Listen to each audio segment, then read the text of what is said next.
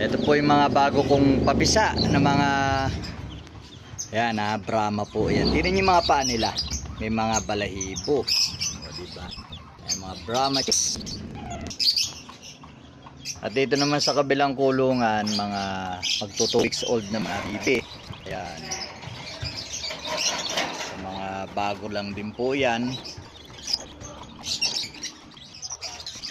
Dito naman sa kabilang cage ay meron na pong papisa na 3 African lovebirds. Ayan, Parblo opaline po. At eto naman ay ayun, ang albino. Ayan po, ang albino. At ito naman po yung aking flight cage. Sama-sama po yung mga matured at mga pinagpapahinga ko mga breeders.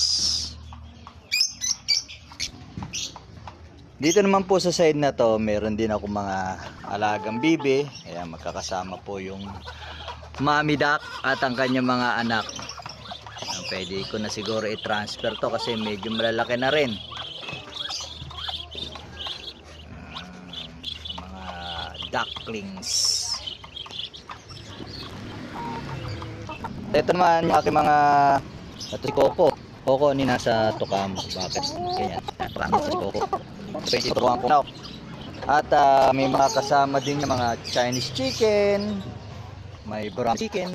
Ayan, mga crossbreed.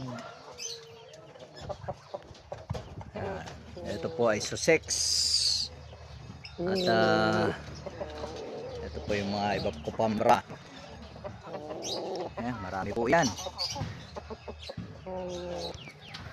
Meron din ako rito mga Brahma chicken na mga pwede na to lagay sa grower, malalaki na to. Ang ganda ng paa niyan. Tingnan niyo po. So nakita niyo yung paa niya, ang daming balahibo. Diba? Yan ang aking Brahma. At yan po ang kanilang mami. Ang hen ko po ay anak na po ng aking Brahma cock. So ito po yung nanay. Ayan. At ito naman po yung kanyang tatay na siya rin ang naglahi. So ayan po. Brahma chicken. Ito po may pambibi.